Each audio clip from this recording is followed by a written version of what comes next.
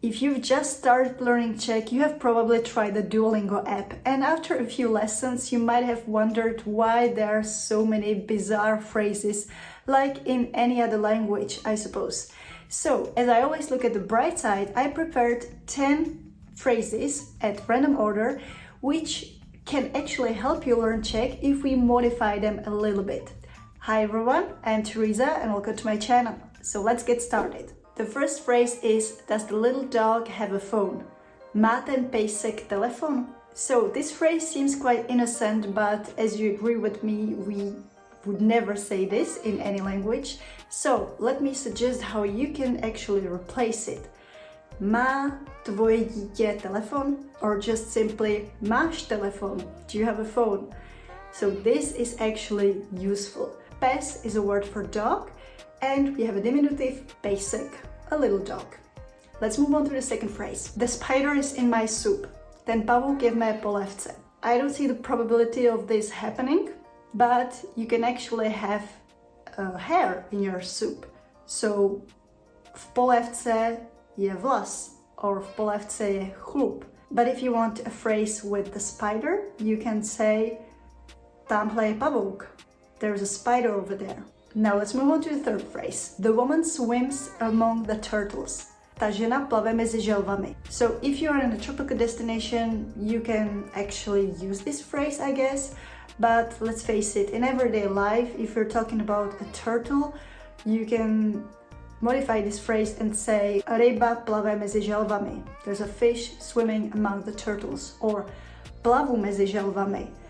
If you're in that tropical destination, I am swimming among the turtles. Or simply, žralok plave mezi lidmi. There's a shark swimming among the people, because that unfortunately is happening quite often. Plavat, to swim, žena, a woman, želva, a turtle. The fourth phrase, is it under the elephant? Je to pod tím slonem.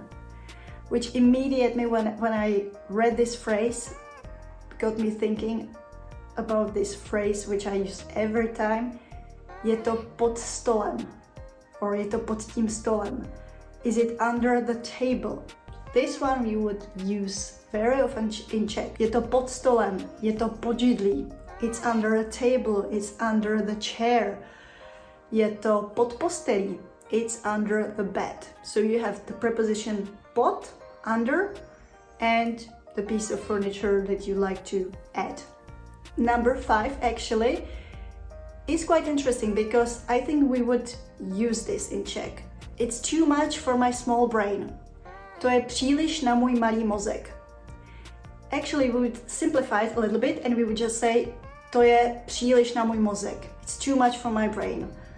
We don't have to say that it's small, it's too much. Or even a simpler way is to say je to moc na mě, or je to moc na můj mozek. It's too much for me, it's too much for my brain. Or my favorite, mám v hlavě guláš. There is a goulash soup in my head from all this information. Before we continue to number 6, there's also one thing I wanted to talk to you about. Maybe on Duolingo you've seen phrases like there is a woman, tam je žena, hledám ženu, I'm looking for a woman. And maybe you've wondered why žena changes to ženu. So the changes of these endings are called the cases. And in the Czech language we have a whole lot of them. And instead of memorizing those long lists of grammar charts that can quickly discourage you from learning Czech, I've got a better idea for you. I created my Simplified Czech Cases course, where you can master the system of Czech cases in a natural and fun way through short stories. So the idea is that you will start using the Czech cases in context rather than by learning isolated phrases. So the link to my course is down below, so go check it out. Number 6, again, I don't see this phrase happening in real life. The dog wears shoes. Ten pes nosí boty. Here, immediately I'm thinking of phrase já nosím podpatky. I'm wearing high heels. Můj muž nosí tenisky. My husband wears sneakers. So nosit, to wear, clothes or shoes. And then you just add the type of shoes that you wear. Number 7, goodbye elephant. Again, a nonsense, s Bohem slone, but if you just replace it with anything else but the elephant, it makes sense. You can just say s Bohem, but it's a bit dramatic. You can just say nashledanou, goodbye, because Bohem you would use like if you know that you will never see this person again. But yeah, s Bohem, nashledanou, they both work. In your day-to-day conversations, you can just say nashledanou. Number 8. My husband eats these flowers. Můj manžel jí tyto květiny. Again, a nonsense. You can simply say můj manžel jí tohle jídlo. He eats this food.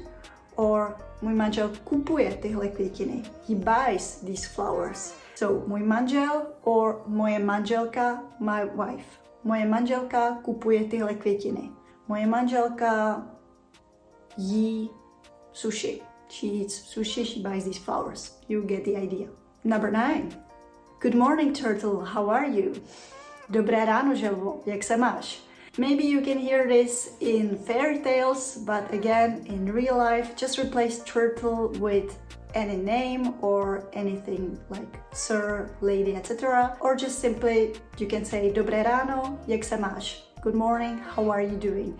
Or jak se máte if you're talking formally. Or dobré ráno, Terezo, jak se máš? Dobré ráno, paní Nováková, dobré ráno, pane Nováku. Good morning, Mrs. Nováková, Mr. Novák. Omit the turtle and say dobré ráno, good morning, jak se máš, jak se máte. And the last one, her left eye is green. Její levé oko je zelené. Again, there are some chances that this phrase can be useful because, yeah, some people have different eye colors, but again, you can just simply replace this phrase with její oči jsou zelené. Her eyes are green. So oko is an eye, oči, eyes. Její baťoch je zelený. Her backpack is green. That's it for this video. Let me know in the comment section what are your most bizarre Duolingo phrases that you've encountered on the Duolingo app. Thanks for watching and I'll see you soon. Ciao!